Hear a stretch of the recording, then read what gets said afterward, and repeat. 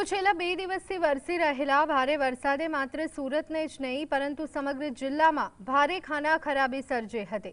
સુરત ઉપરાંત કામરેજ, બારડોલી, ઉમરપાડામાં પણ ભારે મેઘખાંગા થયા હોય તેવી સ્થિતિ જોવા મળી। સુરતમાં અવિરત વરસાદને કારણે ડીઈઓ દ્વારા વિદ્યાર્થીઓને કોઈ મુશ્કેલી ન પડે તે માટે શહેરની તમામ શાળાઓ બંધ રાખવાની જાહેરાત કરવામાં આવી હતી।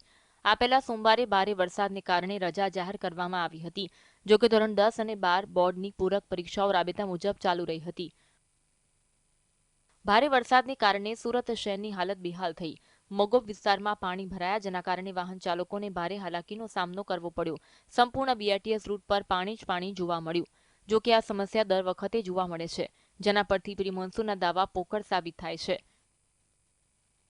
સુરતના ભટાર ખાતે સુરત મહાનગરપાલિકા દ્વારા પાણીમાં ફસાયેલા લોકોને ફૂડ પેકેટનું વિતરણ કરવામાં આવ્યું।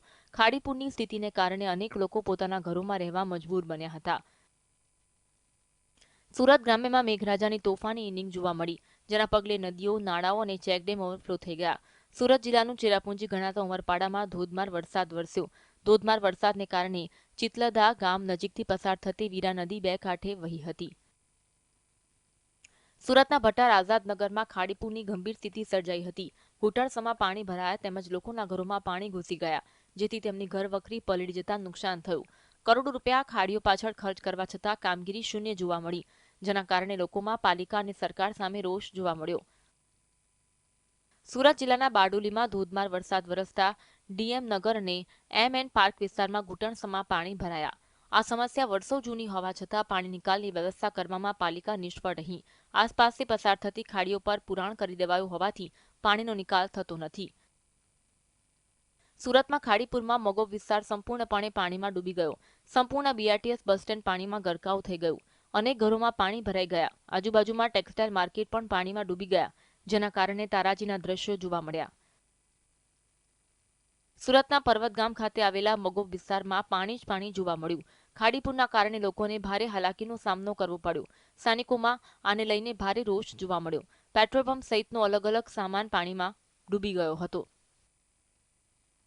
સુરતના ચેરાપુંજી ગણાતું ઉમરપાડામાં ભારે વરસાદથી નદી નાળા છલકાઈ ગયા।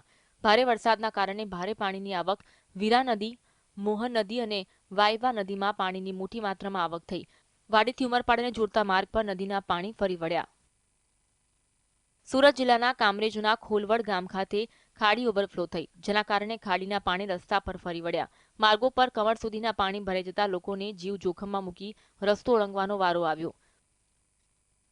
સુરતના પર્વત ગામ ખાતે આવેલી માધવબાગ, નંદનવન સહિતની સોસાયટીમાં પાણી ભરાયા। અનેક લોકોના ઘરોમાં પાણી ઘૂસી ગયા।